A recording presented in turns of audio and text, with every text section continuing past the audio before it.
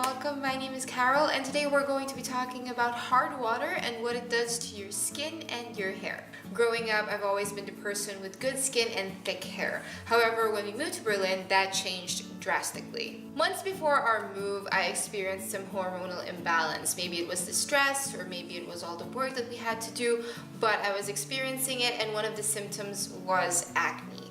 I've never had breakouts in my life, so this was really new to me and it made me even more stressed. I was also doing several treatments and I was really trying my best to keep all the symptoms down. By the time we arrived in Berlin, most of the symptoms that I was experiencing were already going away. However, my skin and my hair still weren't going back to normal. I've tried almost every possible cure that I've read about, researched about, and nothing seems to be working for me. I was also getting so much hair fall and my curls were not forming properly, so there was really something wrong and I just can't seem to put my finger on it. That is until my dad mentioned that it could be the water. My dad's Danish and he's been living most of his life in Scandinavia, and he told me that most people who've lived for a long time in Asia, when they move back to Europe, usually it's the environment and the water that really gets to them and their skin takes a while to adjust here. This was also true for my husband because when he arrived here, his skin became very dry to the point where it was starting to get really red and sometimes it would even flake off. So since I can't really do anything about the environment, I decided to check on our water. And the only time we saw an improvement on our skin and our hair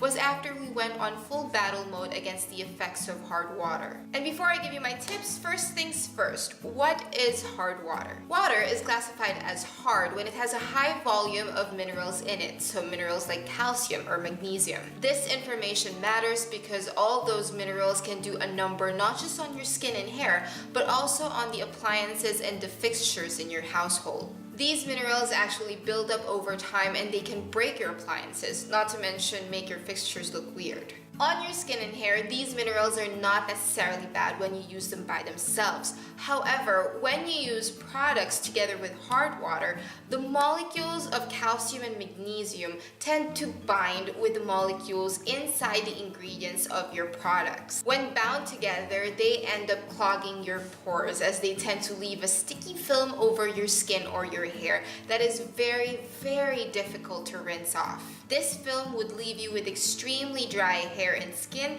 that can later on lead to damage. So for me, my breakouts got aggravated and just refused to go away for good, and my hair became limp. I've also met people in Berlin who complain about itchy scalp and severe dandruff. This is because the water in Berlin is classified as very hard. Another thing is that regular shower filters won't be able to work against hard water. This is because the molecules of magnesium and calcium are too small, and regular shower filters usually just take out dirt or sand. So what can you do?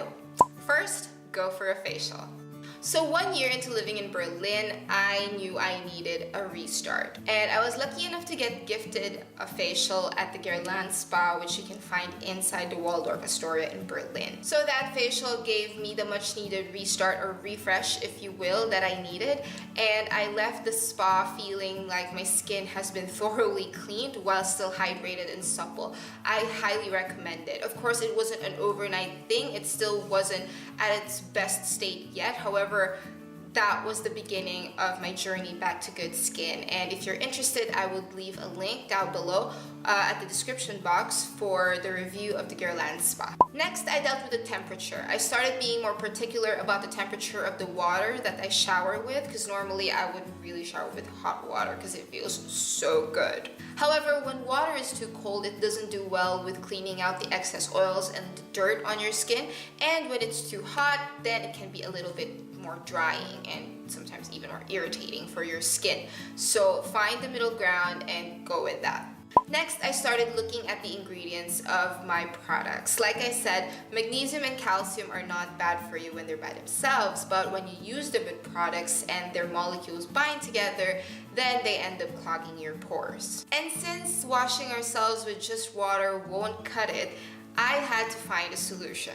After much research, I found out that I needed to use products with chelating ingredients. A chelating ingredient is something that will pull away the minerals and the molecules from your products from bonding together so they won't get stuck on your skin and hair. Some of the chelating ingredients I look for are disodium EDTA and tetrasodium EDTA. EDTA. There's also pentasodium pentatate and sodium gluconate, which is a more natural form. And of course, there's citric acid and sodium citrate, which a lot of people already know about. So of course, there are more chelating ingredients out there. However, I'm not going to be able to enumerate all of them, so I will leave a link in the description box to a website that lists them all down. So another thing I did is I went for sulfate-free shampoos. So I have curly hair. Today, I just straightened it. But most of the time I do let my curls out as well, and I do love them.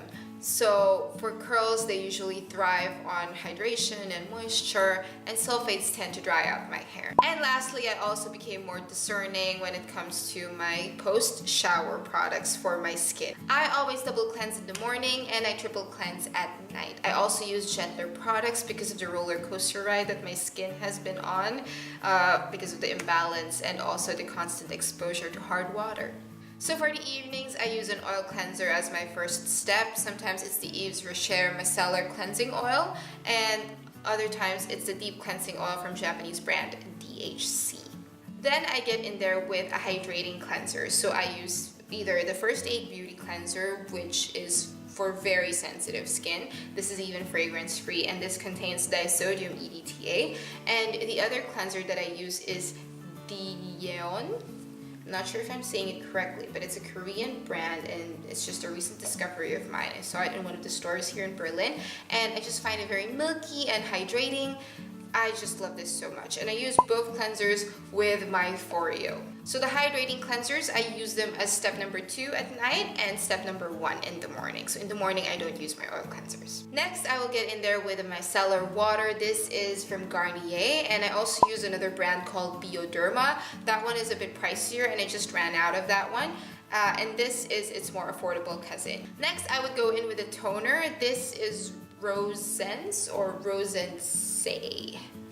Not so sure how to pronounce it, but this is a Turkish brand. It is rose water and is 100% natural. So this is a recommendation from my friend Carmina, who told me that I could just get it either in DM or Rossmann. And ever since I started using it, I haven't looked back. It just smells so good, and yeah, it does really well on my skin. It's very gentle. Once a week, I would use a glycolic toner on my skin, either the Ordinary's Glycolic Acid 7% toning solution or the Alpha H Liquid Gold. So I love both of these products equally. I would just put some of the product on a cotton round. I would cut the cotton round in half sometimes just to make sure that it doesn't absorb too much and I don't waste any of the product, especially the liquid gold, which is a bit more expensive.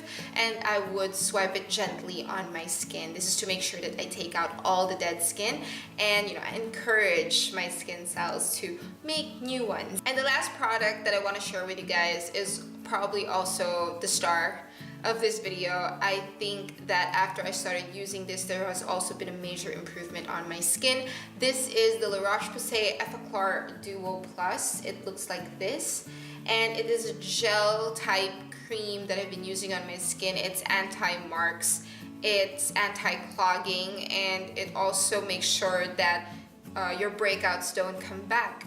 So I put this in the areas where I usually get the pimples or the breakouts that I've been having, and so far so good. Like it's really diminished the number of the breakouts or the pimples that I've been getting. I still don't have my normal skin, like the one that I've had before the imbalance and before the hard water exposure, but I can honestly say that I am 70% on the way back. Like, there's just been some major improvements, because if you saw my skin during its worst state, like 4 months of living in Berlin, like I couldn't even recognize myself. Like there was just so much breakouts, so much pimples, so many from here all the way down, and I was super close to getting depressed, mainly because it was taking a toll on my confidence, and when I look in the mirror I couldn't recognize myself at all. And yeah, and ever since I started getting improvements here and there, I've been celebrating those victories, and now I feel much more confident. There are days when I would just go out without makeup anymore, again, just like before. So yeah, if you're experiencing it right now and if you think you've tried everything, there is and it's still not working, try checking on your water and just to see if it's also affecting your skin, and maybe you can do something about it too. Oh, and one thing before I forget, make sure that you hydrate your skin regularly. So I put lotion and oils on my body, and for my skin, of course, I use moisturizers. And I was thinking of creating a video about my skincare, so I really don't want to preempt everything. But yes, I use 2 different types of moisturizers and a sleeping mask every night, and I use sheet masks about twice a week. And that's it for today's video. I hope that this has been helpful if you're somebody who's struggling with the effects of hard water, and if you're somebody who has tips of your own, please leave them in the comment section down below. I would love to learn from you guys. So thank you so much for watching, and I will see you guys again soon. Bye!